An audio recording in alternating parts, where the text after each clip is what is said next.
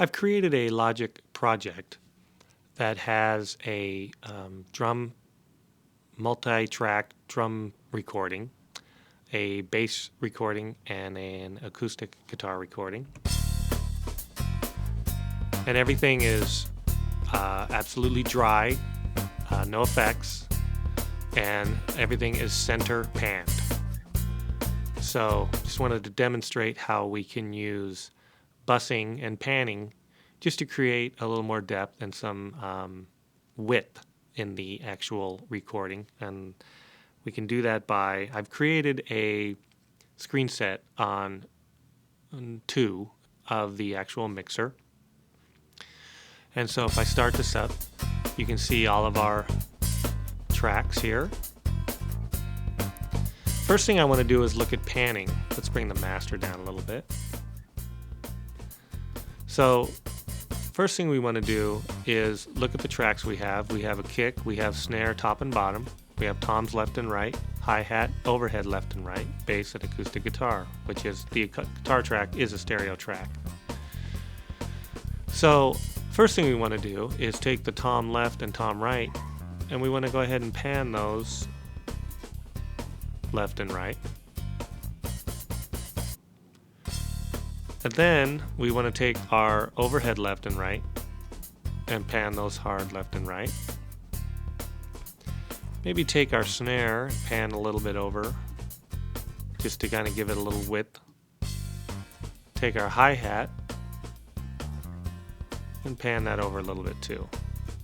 So all of a sudden now our drums just sound a little larger, a little more space. Bass needs to be center, and the guitar is fine because it's already a stereo track. Now the next thing we want to do is I'd like to take the entire drum mix and send it to a bus.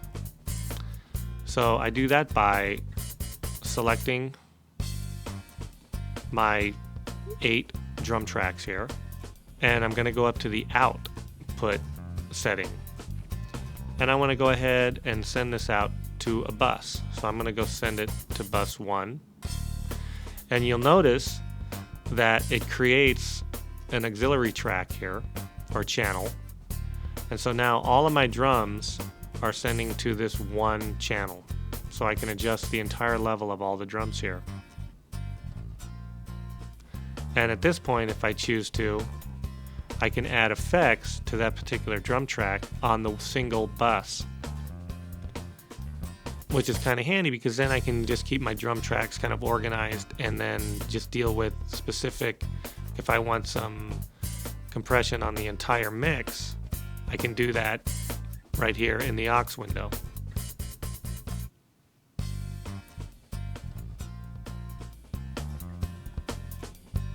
Nice. Now if I don't want to do that, I can always select all of these channels again and then send this back to output 1 and 2. So now it's just outputting out the master output over here. And what I can do is I can send individual channels to the aux bus by using the sends here. For instance, if I wanted to send, oops, wrong one. Let's go to bus 1. If I wanted to send the snare top to a reverb, say, I would go over here and take auxiliary 1. Let's go into our settings and go to spaces. Let's go to large spaces just to kind of show. How about a bright hall? Okay, so now we have a bright hall preset on aux 1, which is the same as bus 1. So now when I take this and I bring up the level, sending to the aux, you can hear the reverb come in. And it's just being sent on the snare top microphone.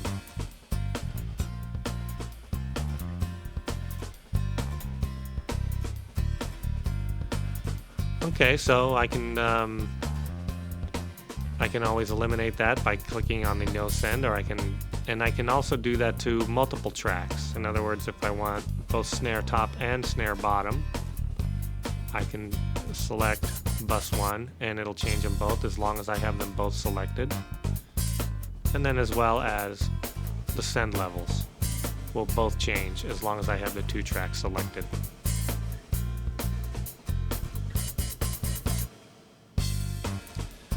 And then I can do the same thing here if I want to send the acoustic guitar. Or I can say, you know what, I don't want that. Maybe I want some echo. So I'm going to send the acoustic guitar to aux 2, which currently has nothing assigned to it. Let's turn this down a little bit. I can also adjust the overall level of the reverb right here, just by adjusting the level of the bus itself.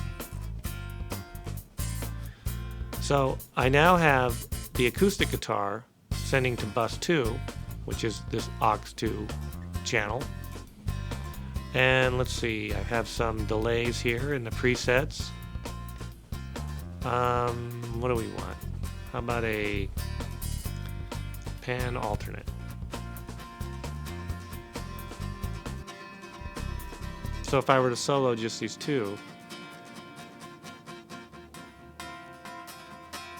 now I can decide that maybe that's a little too much, so I can change how much I actually send to the effect.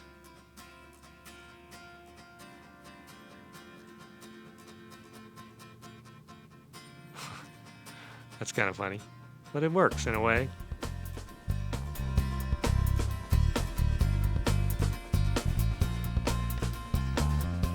And then of course here's my bass track. I really don't want to bust that anywhere, but it would be nice to have some. I can just go to my bass guitar presets here.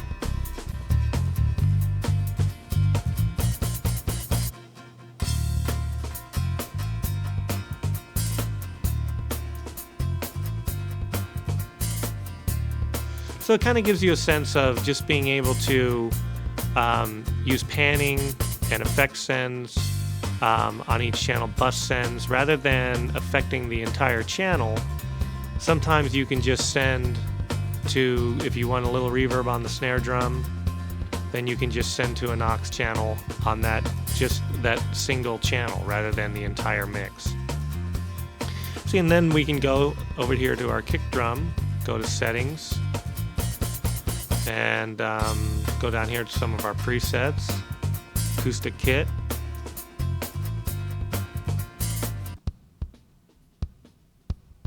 See, now this preset has some reverb on it, and you can always mute that by holding the option key and clicking on the actual plug-in field there.